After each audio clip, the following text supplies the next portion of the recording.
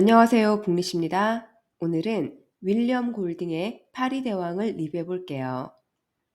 파리대왕은 현대문학의 고전으로 인간 본성과 사회적 규범의 붕괴를 탐구하는 소설입니다. 극한의 상황에서 사회적이라 믿었던 인간이 인간성과 도덕성을 상실하는 과정을 지켜보며 인간 본성은 과연 어떠한가에 대한 의문을 가지게 됩니다. 먼저 작가 소개로 들어가 볼게요.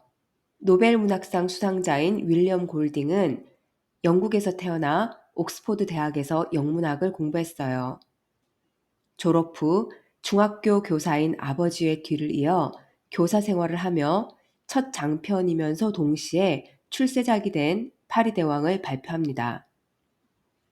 소설의 시대적인 배경은 2차 세계대전이 발발하고 핵전쟁이 벌어져 지구 어디선가 원자탄이 떨어지는 위기적인 상황을 가정하고 있어요. 영국 소년들이 비행기를 타고 안전한 곳으로 이동하는 과정에서 적의 요격을 받아 비행기는 격추되고 소년들은 비상 탈출하여 무인도에 불시착하게 됩니다. 5세에서 12세 사이의 소년들을 통해 문명이라는 외투를 벗어던진 인간 본성의 어둡고 잔악한 이면을 보여주는 이 소설은 2차 대전 당시 사람들의 고통받는 내면과 암울한 시대상을 보여주고 있습니다. 줄거리로 들어갈게요.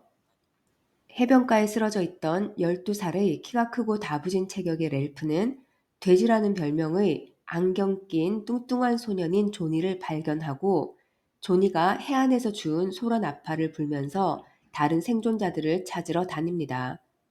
그들은 저쪽에서 행진을 하고 있는 소년 일행을 보았는데 대장으로 보이는 키가 큰 소년이 일행들을 성가대원으로 부르고 있습니다. 성가대의 지휘자인 키 큰 소년의 이름은 잭으로 무리에서 대장을 맡고 있어요.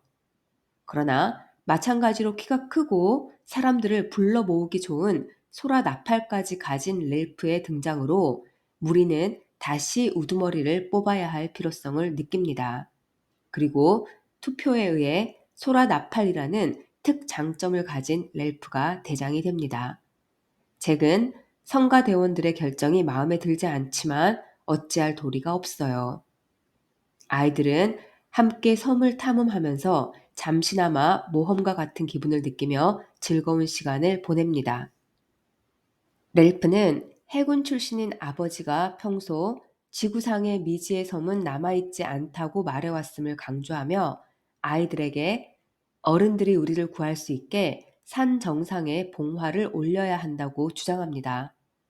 아이들은 산 꼭대기에 나무를 쌓아 올린 뒤 뚱보 조니의 안경을 이용해 불을 붙입니다.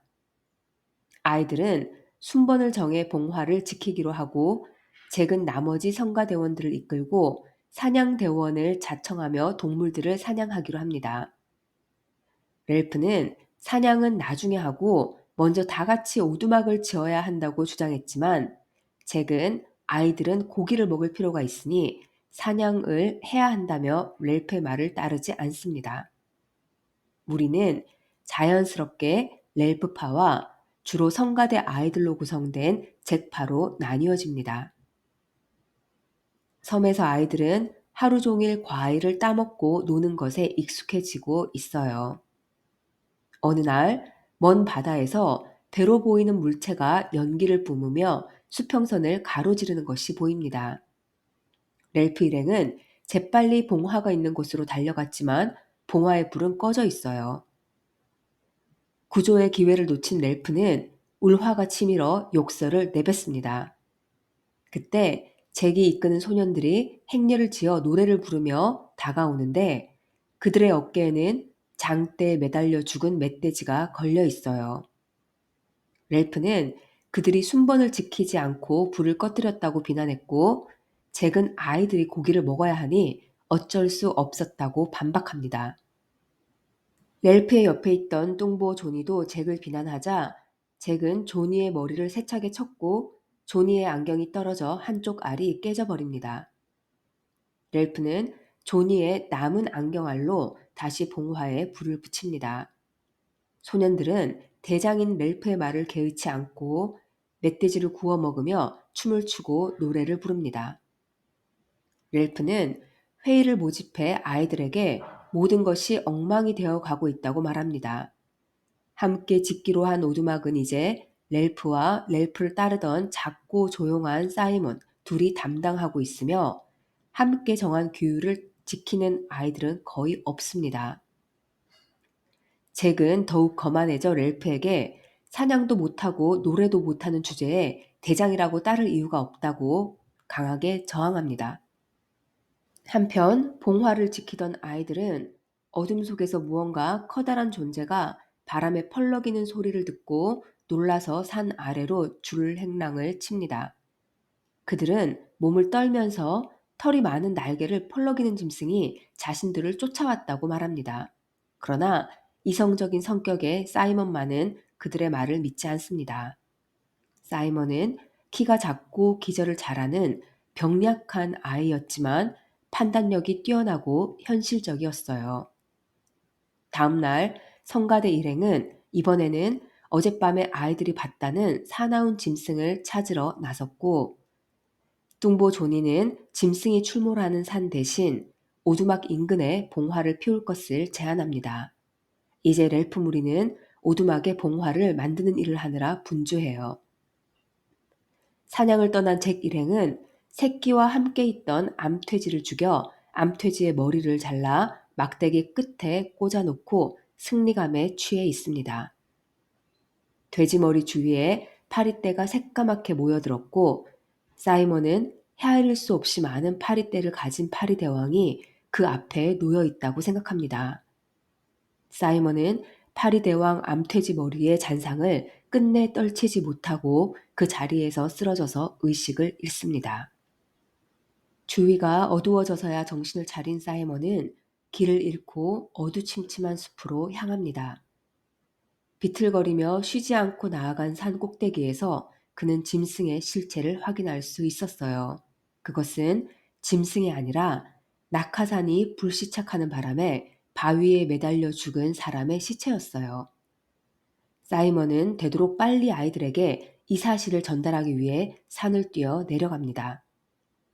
한편 잭 무리는 잡아온 암돼지 몸통을 나눠 먹으며 노래를 부르고 잔치를 벌입니다. 갑자기 폭풍우가 치기 시작했고 천둥과 함께 빗발이 세졌어요. 무리들은 원을 그리며 더 크게 노래를 부르고 날뛰었습니다. 폭발 같은 천둥 소리에 맞추어 아이들의 노랫소리는 더 커져만 갔어요. 이때 무리들 사이에 도착한 사이먼은 산 위의 짐승의 실체에 대해 알려주기 위해 소리를 질렀지만 어둠 속에서 그를 짐승으로 오인한 무리는 사이먼에게 주먹질을 하고 물어뜯고 살을 찢어 갈깁니다. 그렇게 사이먼은 죽임을 당했어요. 책의 클라이막스인 이 부분을 읽어볼게요. 짐승을 죽여라. 목을 따라. 피를 흘려라. 그놈을 죽여라. 청백색의 생채기는 끊임없이 찢어지고 천둥 소리는 견딜 수 없을 지경이었다. 사이먼은 산 위에 있는 사람의 시체에 대해서 무엇라고 소리를 지르고 있었다. 짐승을 죽여라. 목을 따라. 피를 흘려라. 그놈을 죽여라. 막대기가 내려 퍼부어지고 새로 원을 그린 소년들은 함성을 질렀다. 그 짐승은 원형의 한가운데서 두 팔로 얼굴을 가리고 무릎을 꿇고 있었다. 그 짐승은 고함 소리에 지지 않으려고 산에 있는 시체에 대해서 무엇라고 자꾸만 큰 소리로 떠들어댔다. 짐승은 허위적거리며 앞으로 나가 원형을 꿰뚫고 가파른 바위 끝에서 물가의 모래바닥으로 굴러떨어졌다. 곧 소년의 무리는 물밀듯이 그 뒤를 밟고 바위를 내려가 짐승에게로 뛰어내렸다. 그들은 고함을 지르고 주먹질을 했다. 물어뜯고 살을 찢었다. 아무런 말도 없이 그저 이빨과 손톱으로 물어뜯고 핥힐 뿐이었다. 끔찍하네요. 사이먼의 시체는 폭우로 인해 높아지는 수위의 바닷물에 떠밀려 나갑니다. 이 모든 것을 물이 밖에서 지켜보고 있던 렐프와 조니는 비록 어두웠지만 그 존재가 사이먼이란 것을 느낄 수 있었어요. 렐프는 그것은 살인이라고 말했지만 조니는 우연한 사고라고 정정합니다. 다음 날 간밤의 비로 인해 봉화의 불이 꺼졌고 아이들은 다시 불을 붙이기 위해 조니의 안경이 필요해졌어요. 잭 일행은 밤에 렐프의 오두막을 기습해 렐프 일당을 구타하고 돼지 조니의 안경을 뺏아 달아납니다. 렐프는 조니의 안경을 되찾기 위해 아이들과 함께 잭의 진영으로 향해요. 구타를 당한 조니는 오두막에 혼자 남아 두려움에 떨고 있었습니다. 렐프는 잭에게 자신은 여전히 무리의 대장이니 조니의 안경을 돌려달라고 명령합니다. 잭은 대답 대신 렐프의 가슴께를 창으로 찌르며 대들어요. 둘은 뒹굴고 구르며 몸싸움을 시작합니다. 싸움이 한창 격렬해질 무렵 높은 곳에서 망을 보던 잭 일행 중 한 명이 지렛대를 이용해 바위를 아래로 굴러내렸고 그때 근처를 서성이던 조니를 바위는 뭉개고 스쳐 지나갑니다. 책의 이 부분을 읽어볼게요. 바위는 턱에서 무릎으로 스치면서 돼지를 쳤다. 소라는 산산조각 박살이 나서 이제 없어져 버렸다. 무슨 말을 하기는커녕 쉬는 소리를 낼 틈도 없이 돼지는 바위에서 조금 떨어진 채 공중으로 떨어져 내렸다. 떨어지면서 제주를 넘었다. 바위는 2번 튀어오르더니 숲속으로 처박혀 보이지 않게 되었다. 돼지는 40피트 아래로 내려가 바다 위로 삐져나온 네모진 붉은 바위에 등을 부딪히고 떨어졌다. 머리가 터져서 골통이 삐져나와 빨갛게 됐다. 돼지의 팔다리가 살해된 직후의 돼지처럼 경련했다. 그러자 다시 바다는 길고 느린 한숨을 쉬고 물결은 희고 붉은 거품을 일으키며 바위 위에서 끌어올랐다. 물결이 내려앉았을 때 돼지의 시체는 사라지고 없었다. 잭의 무리는 이제 사리를 품고 렐프에게 창을 던지기 시작합니다. 렐프는 숲으로 도망을 쳐요. 어스름한 저녁 햇빛 아래 나무에 몸을 숨기며 렐프는 두려움에 떨었습니다. 잭 무리는 더 이상 인간이라고 할 수 없었어요. 수색대로 변한 잭의 무리는 렐프를 찾기 위해 온 섬을 뒤지고 다녔고 렐프는 몇 번의 위험한 고비를 맞습니다. 렐프가 잭 무리를 피해 가까스로 바닷가로 나왔을 때 연기를 보고 섬에 들른 영국 해군 장교의 구조를 받게 됩니다.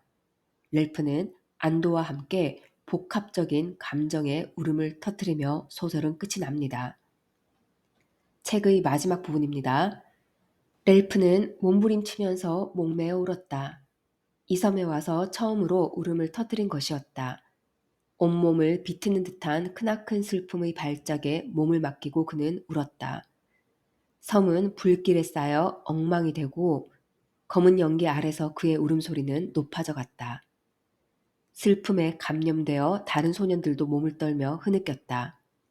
그 소년들의 한복판에서 추저분한 몸뚱이와 헝클어진 머리에 코를 흘리며 렐프는 잃어버린 천진성과 인간 본성의 어둠과 돼지라고 하는 진실하고 지혜롭던 친구의 추락사가 슬퍼서 마구 울었다.